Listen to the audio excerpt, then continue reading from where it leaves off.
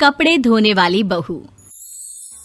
शादी के पहले से ही विभा को कपड़े धोने का बड़ा शौक था। कभी नल के नीचे तो कभी तालाब के पास। अरे मेरी नीली वाली लुंगी नहीं दिख रही है। विभा की अम्मा, कहाँ रखी है लुंगी? अरे वो तो विभा ने परसों ही धोकर रखी थी आपकी अलमारी में, देखो वहीं होगी। वो ना मैंने आज धो दी, मुझे लगा कि गंदी हो गई होगी।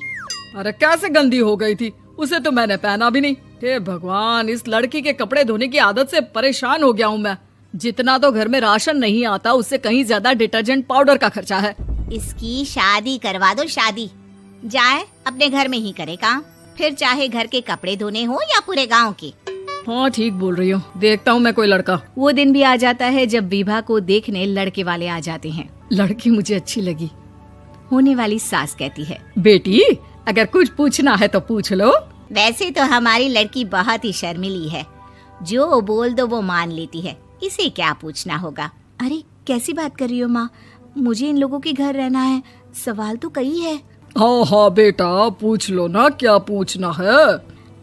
आप लोगों के घर कपड़े कौन धोता है? सास का मुंह बन जाता है। देखो, अगर तुम ये कहना चाहती हो कि तुम्हें कपड़े धोने नहीं आते तो सुन लो, कपड़े मैं ही धोती हूँ, लेकिन तुम्हारे आ जाने के बाद मैं रुमाल तक नहीं धोऊंगी। अरे चुप रहना भाग्यवान, बहू बेचारी घर आई नहीं, उसे डराना शुरू कर दिया।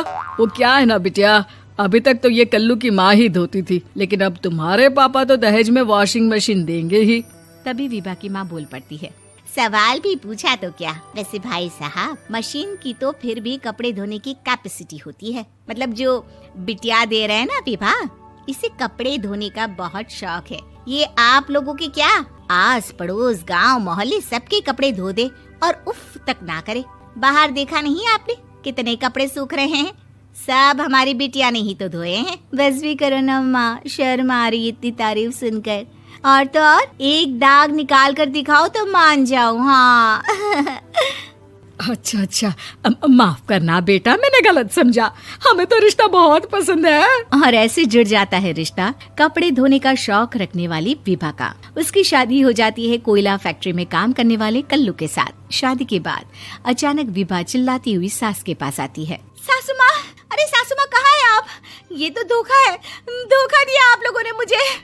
इसे ससुर के चक्कर के बारे में पता चल गया। अरे तो उसमें तुझे क्यों धोखा मिला है? अरे नल में पानी नहीं आता, कपड़े कैसे कब धुलेंगे? अच्छा, तू पानी नहीं आ रहा उसकी बात कर रही है। तो आपने क्या सोचा? कुछ नहीं।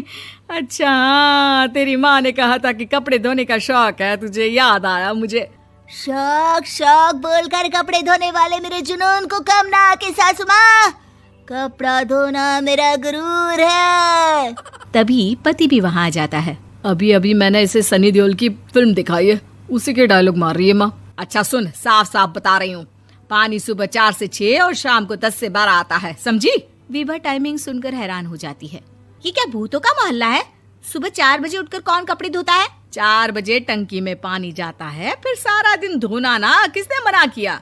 अरे कैसी बात कर रही हैं? 200 लीटर की टंकी में कितने कपड़े धो लूंगी मैं? सुबह ही उठ जाऊंगी मैं। अब क्या था, विभा सुबह 4 से लेकर रात के 12 बजे तक कपड़े ही धोती रहती। एक रोज सास पड़ोस से निकलकर कहीं जा रही होती है कि साथ वाली कहती है, हाँ कल्लू की माँ, जरा ये बताओ कि 2 साड़ी है, 2 ब्लाउज और एक पेटीकोट और एक नाड़े वाला लंबा कच्छा।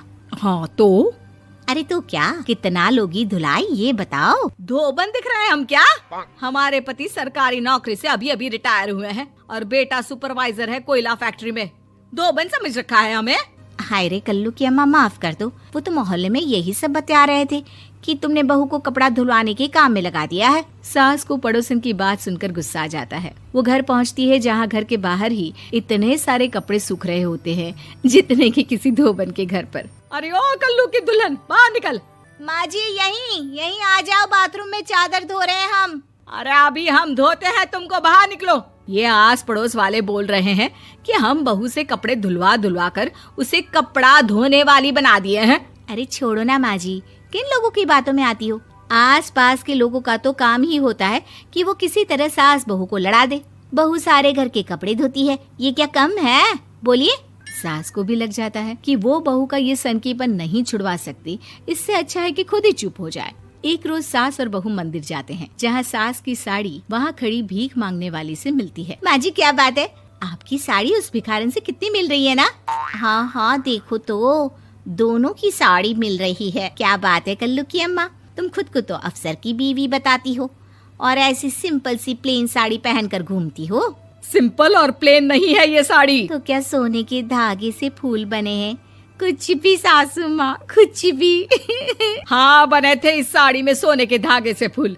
मेरे पति लेकर आए थे मद्रास से स्पेशली मेरे लिए 10,000 की। ताहे भाई साहब इस भिखारन के लिए भी सेम टू सेम साड़ी लेकर आए होंगे 10,000 की। सास उस वक्त तो कुछ नहीं कहती, लेकिन बहू के साथ घर आती है और अलमारी से एल्बम निकाल कर लाती है। ये साड़ी देख रही है, ये वही साड़ी है जिसे मैंने अभी पहना था। इस साड़ी में ये जो चमकदार फूल दिख रहे हैं ना, ये सोने के धागों से काढ़े गए हैं। लेकिन तू लोकल वॉशिंग मशीन ब्रश से घिस घिस कर सारे फूलों को निकाल कर साड़ी प्लेन कर दी। मुझे माफ कर दीजिए सासू माँ। और तो और, जब मैंने तुझे तेरी गलती के लिए कुछ नहीं कहा, लेकिन तूने तो सबके सामने मेरा मजाक ही बना दिया। क्यों? बहू को समझ में आ जाता है कि अब से उसका कपड़े धोना बंद।